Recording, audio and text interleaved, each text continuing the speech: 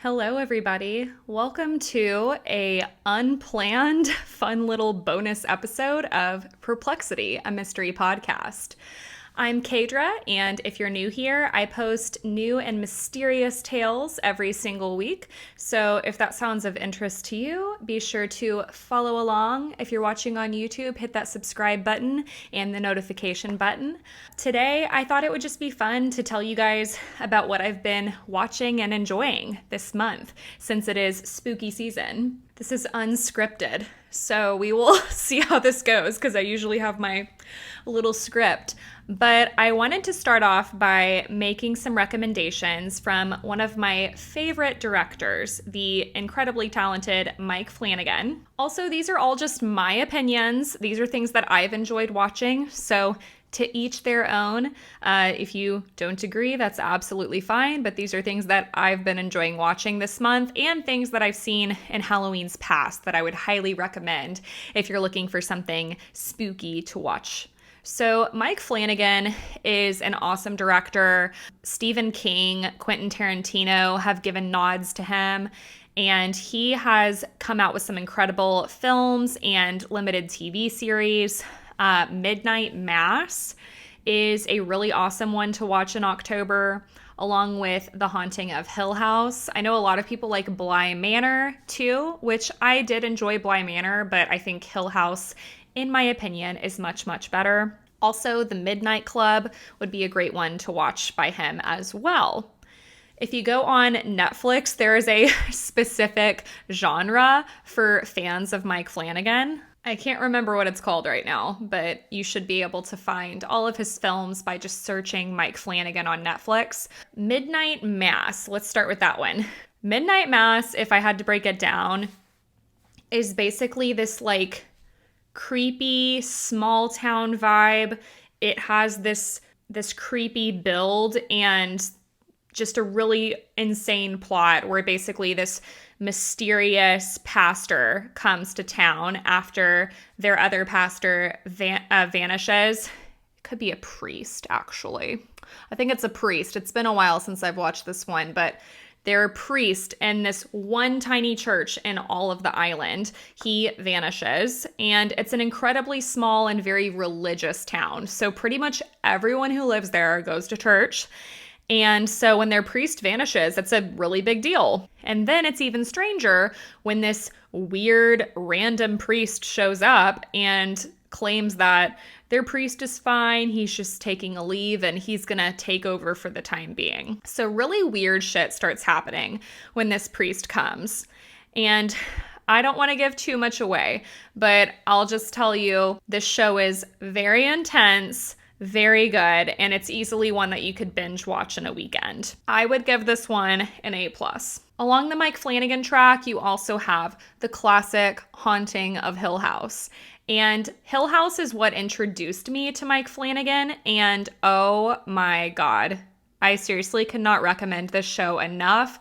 If you haven't seen it, what are you doing? It is such a good classic thing to watch in October. I've watched it multiple times. I'll probably watch it again this year. The thing that I also really love about Mike Flanagan is he commonly uses the same actors and actresses in his films. So it's kind of like that American Horror Story vibe where you have a different story each time you watch something of his, but it's already the same cast that you know and love. Also, random aside, if you've seen the movie Hush, that was also made by Mike Flanagan. Fantastic movie. Again, without giving too much away, Hill House is basically about this family that has clearly a lot of unresolved trauma, and it all surrounds this insane haunted house that they grew up in. And because of this house, the family has kind of been shattered, their family unit. So they're all living in different parts of the US. They don't really talk to each other. And you can very clearly see that they are all handling the trauma from this house in very different ways. But wouldn't you know that when one of them decides to venture back into Hill House, it would bring the whole family back together. This series is so beautifully written. Also, just the cinematography in it is incredible. There is a scene that gives me chills just thinking about it every single time. And it's basically this big build in the show where it's finally putting all these pieces together as to like what the hell was going on in this haunted house. And it's shot in this way where everything is sequenced together. So let me explain. The show goes back and forth between people in like the family in the present day and the family in the past when they were living in the house. So the way that this scene is shot, it's showing the big peak of when the young family was in the house and they're experiencing one of the most terrifying nights. And they're also at the same time showing the family as adults, kind of putting all these pieces together that like the haunting for them isn't over. And the camera is panning seamlessly from one timeline to the next. So it's so freaking cool to watch. It's like you have the little young family from the past here, and then the camera like seamlessly swoops over into the next scene and it's them grown up and it's just going in circles and it's like this never-ending time loop. The way that it's edited, I guess, it looks like it's just one long, continuous, uncut scene. And it's just so cool. It's also, of course, horror. So it's very creepy and it's like the classic haunted house paranormal vibe that you want. I watched The Midnight Club last year and I'm pretty sure it's still on Netflix. The Midnight Club is also by Mike Flanagan and it is really fun to watch. It definitely has some similar vibes to Hill House and Bly Manor, but it involves a bunch of young children with terminal cancer diagnoses and they are all going to live together in this house. And this series is based on a novel that was written in 1994 by an author named Christopher Pike. The series stars an actress named Iman Benson, and she does an incredible job. When she enters the house, she is a very curious person, and she's starting to realize there's a lot of weird things going on at the house, and she wants answers. It's about her dealing with her terminal diagnosis and seeing how it's affected, like how this same diagnosis has affected her new friends that have been living in this house much longer than her. She's also losing people that she becomes close with in the house because, again, they have terminal cancer diagnoses, they're on hospice. So you get that vibe, but then it's also mixed with mystery and horror. So now that I'm off of my Mike Flanagan soapbox, I would also like to recommend the new season of American Horror Story. This is obviously ongoing, and usually when they do seasons, they're going to go well into November, so there's still a lot more to see. And at the time that I'm filming this, I've only watched a couple of episodes. But with that being said, I am really enjoying it. This is the 12th season of American Horror Story, so if you've never watched it, feel free to start from the beginning. But this new season is called Delicate, and it stars Kim Kardashian, of all people, and Emma Roberts. Now, full disclosure, I do like my guilty pleasure, which is the Kardashians. I do like Kim Kardashian.